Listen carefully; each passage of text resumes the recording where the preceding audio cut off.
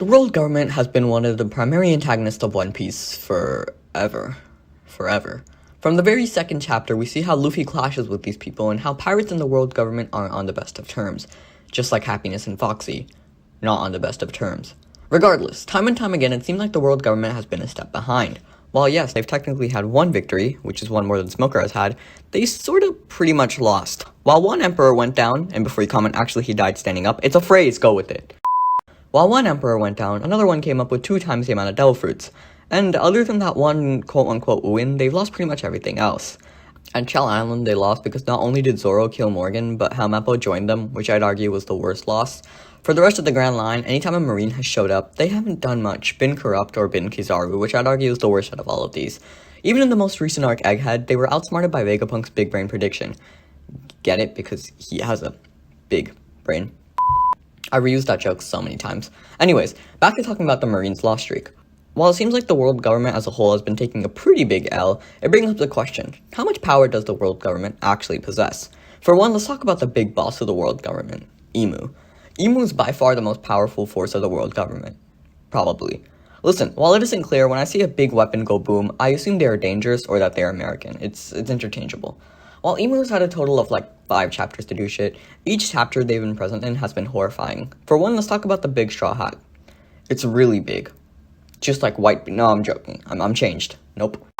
While we still don't know who the straw hats belong to, I'm sure a lot of people would be confident with saying Joy Boy, especially since we saw Luffy right before we saw the big hat.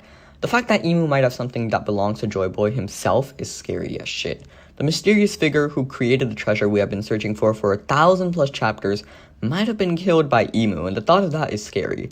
If the hypothetical strongest man alive was killed by Emu and the Alliance, then I think Luffy might have some problems. Speaking of Luffy and problems, let's talk about a knife being put through his pictures.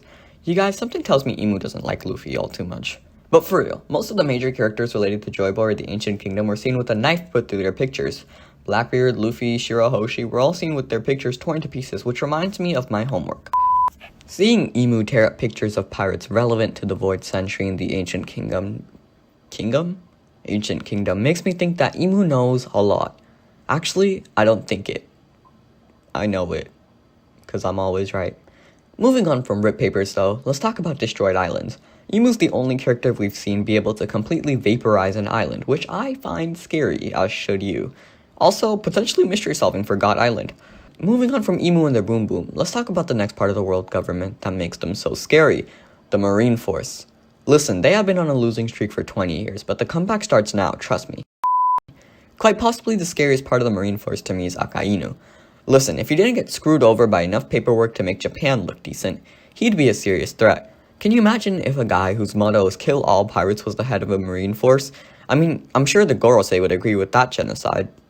Get it? Because they like killing people.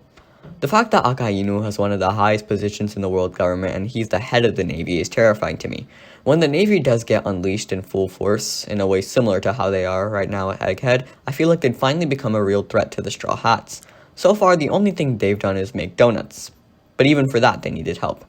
When the Marines eventually go all out, I think it's going to be a spectacle to watch, especially under someone as crazy and determined as Akainu. Under literally anyone else, I doubt they'd be as terrifying as they are. But because Akainu is such a... whatever this is, they're scary. Akainu's sense of justice is definitely interesting to see, and to see him and people who share the similar sense of justice in the Marines fight will be unstoppable. Except for when they'll probably be stopped by other Marines who aren't complete pieces of shit.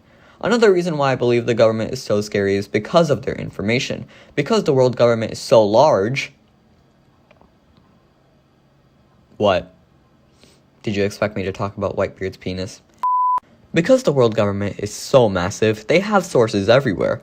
They probably have spies and agents on every island in the Grand Line. They probably have some in your home. We don't know.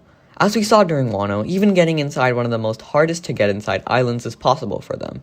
Their sources or information are crazy, and the fact is, they probably know a lot more about the world of One Piece than we do. For example, take the Shanks vs. Kaido fight. The Marines were the reason we even found out about that. They can tap into Denda and Mushis everywhere, and they also know when 2 emperors come into contact. I wonder how much they knew about Kaido and Big Mom. This all leads me to the very reason I made this video. How did the world government know Roger reached Laugh Tale?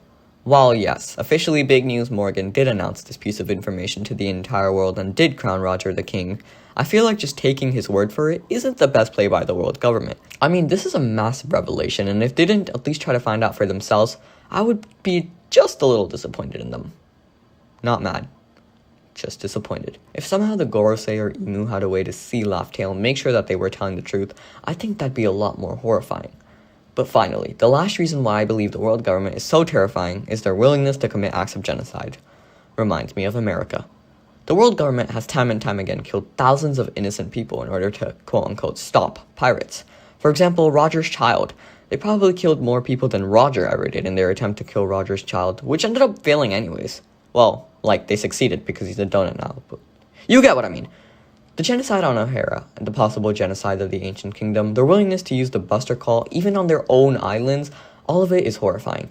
Any government that is willing to kill off thousands of people without batting an eye is probably a shit government. America. So overall, the world government is terrifying. Like, really terrifying.